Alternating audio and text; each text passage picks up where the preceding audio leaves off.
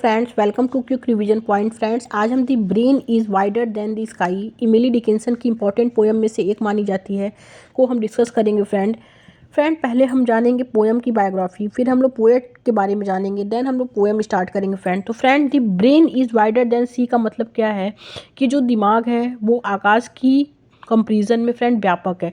ये इमिली डिकिंसन का पोएम है फ्रेंड। अब हम लोग फ्रेंड पहले पोएम की बायोग्राफी जानेंगे, देन पोएट के बारे में जानेंगे, फिर पोएम स्टार्ट करेंगे। तो चलिए स्टार्ट करते हैं friend.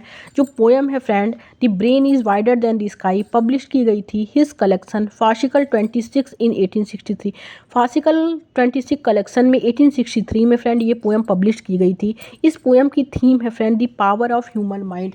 The power of human mind का मतलब क्या है फ्रेंड कि ये पोएम हमारे दिमाग की क्रिएटिविटी बताती है, उसकी पावर बताती है, इमेजिनेशन के बारे में फ्रेंड बताती है। ओके, अब क्या है फ्रेंड कि 12 lines poem divided into 3 quatrain. Friend 12 line की पोएम है और 4 लाइन स्टैंजा में डिवाइड की गई है। 3 क्वैट्रेन मतलब 4 लाइन स्टैंजा में डिवाइड की गई है। राइम स्कीम इस पोएम की है ABCBDCDEFECH ये उसकी पोएम की फ्रेंड राइम स्कीम है। अब हम लोग पोएट के बारे में जानेंगे फ्रेंड। पोएट का कौन है? पोएट का जन्म जो हुआ था, पोएट इमिली डिकिंसन है फ्रेंड। इनका जन्म 10 दिसंबर 1830 में हुआ था। डेथ जो हुआ था 15 मई 1886 में इनकी डेथ हुई थी। ये एक अमेरिकन पोएट है। इनकी जो थीम है पोएम की friend, her poem deals with theme of death and immortality. इनकी पोएम की थीम फ्रेंड जो है वो डेथ एंड इमॉर्टलिटी पे बेस्ड है। ओके, इन्होंने अपने लाइफ टाइम तक ऑलमोस्ट 1775 पोएम्स ही लिखी।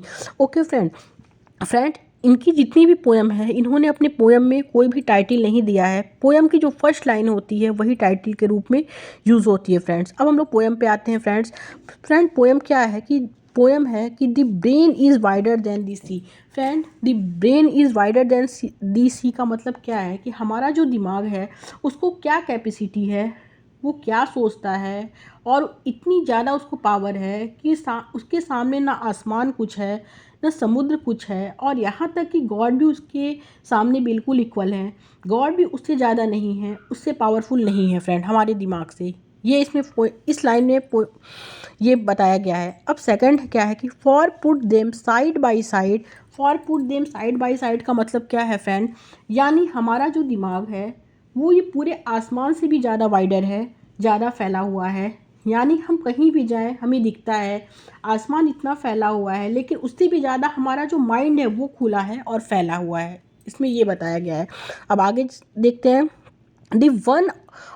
The other will certain.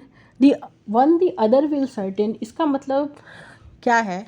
इसका मतलब ये है कि क्योंकि तुम इन दोनों को यानी हमारे दिमाग को और आसमान को एक दूसरे के अगल बगल रखोगे, यानी मेरा दिमाग जो है और वो दूसरे को यानी आसमान को पूरी तरह से कंटेंट कर लेगा, खुद में समा लेगा। यानी हमारा दिमाग इतना बड़ा है कि उसमें पूरा का पूरा आसमान समा सकता है, इसमें ये कहा गया है। अब लास्ट क्या है, with easy and you beside. With easy and you beside का क्या मतलब होता है? इसका यही मतलब होता है कि और उसके साथ तुम भी उस दिमाग में समा सकते हो।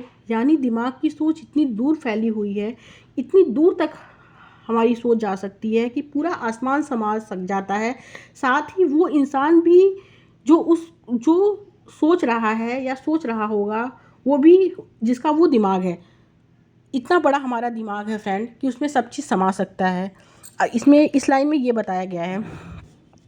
अब हम लोग आगे बात करेंगे friend. The brain is deeper than the sea. The brain is deeper than the sea का मतलब क्या होता है? यानी हमारा दिमाग समुद्र से भी ज़्यादा गहरा है फ्रेंड। हमारा दिमाग जो है समुद्र से भी ज़्यादा गहरा है। इस लाइन में ये बताया गया है। For hold them blue to blue. For hold them blue to blue. Blue का क्या मतलब होता है? यानी तुम उसे होल्ड करोगे या पकड़ के रखोगे, पकड़ के एक साथ रखोगे, यानी तुम उसे होल्ड करोगे, तुम उसे पकड़ के रखोगे। ब्लू टू ब्लू का मतलब क्या होता है? यानी blue colour of the mind and blue colour of the ocean.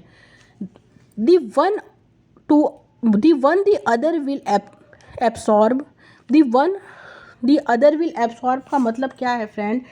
इसका मतलब ये है कि यानी माइंड और ओशियन को अगल बगल रखोगे, यानी पहला जो दिमाग है वो दूसरे को अगर ऑब्जर्व कर लेगा, यानी हमारा दिमाग जो है पूरे समुद्र को सोख लेगा। इसका मतलब ये है friend, and as sponge bucket do.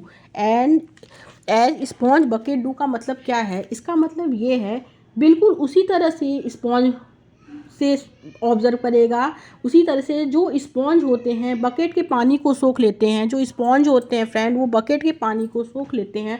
अगर एक बकेट पानी है, हम उनमें स्पॉन्ज डालें तो पूरे बकेट के पानी को सोख लेता है। जो स्पॉन्ज होता है फ्रेंड, अगर एक बकेट पानी है, अगर हम उसमें स्पॉन्ज डालें तो पूरे बकेट के पानी को सोख लेता है। उसी तरह फ्रेंड हमारा दिमाग समुद्र को सोख लेता है, इतना ज़्यादा गहरा है और इतनी ज़्यादा कैपेसिटी है। ओके, इसमें ये कहा गया है। अब हम लोग आगे देखेंगे। The brain is just the weight of God. Friend the brain is just the weight of God का मतलब क्या है कि हमारा जो दिमाग है उसका वजन भगवान के वजन जैसा है। हमारा जो दिमाग है उसका वजन जो है फ्रेंड भगवान के वजन जैसा है। For lift them pound for pound. For lift them pound for pound का मतलब क्या है? यानी अगर हम उन्हें उठाएंगे, मेज़र करेंगे, उनका पाउंड नापेंगे या वज़न करेंगे तो and they will differ if they do. इसका मतलब ये हुआ फ्रेंड कि अगर तुम्हें लगेगा इनमें कोई डिफरेंस है, अगर ऐसा हो, वैसे तो ये बराबर होने चाहिए फ्रेंड। अगर तुम्हें लगे कि इसमें शायद डिफरेंस है, एक का वजन थोड़ा ज़्यादा है, तो डिफरेंस कैसा होगा? बिल्कुल उतना ही डिफरेंस होगा जैसे एक अक्षर और आवाज़ में होता है फ्रेंड। जैसे as a syllable for sound, अगर तुम्हें लगेगा कि एक डिफरेंस ज़्यादा है तो फ्रेंड वो कैसा रहेगा? जैसे एक अक्षर और आवाज़ में डिफरेंस होता है, as a syllable for sound आवाज़ में होता है। यानी फ्रेंड जैसा कि हम एक अक्षर को, इसका मतलब है फ्रेंड कि यानी जैसे हम एक अक्षर को बोलते हैं, आवाज़ पैदा हो जाती है, तो फ्रेंड बिल्कुल ही वैसा ही कंपैरिजन है हमारे दिमाग के वज़न का गॉड के वज़न से। इतनी ही भारी सोच हमारे माइंड में आती है, जितनी भयानक और जितनी प्रभावशाली जो है वो गॉड की इमेज है, उतनी सोच हमारे माइंड में आती है फ्रेंड पोएम बेसिकली हमें ये बताती है कि हमारा माइंड जो है कितना पावरफुल है और उसकी कैपेसिटी कितनी ज़्यादा है। Okay friends, thank you.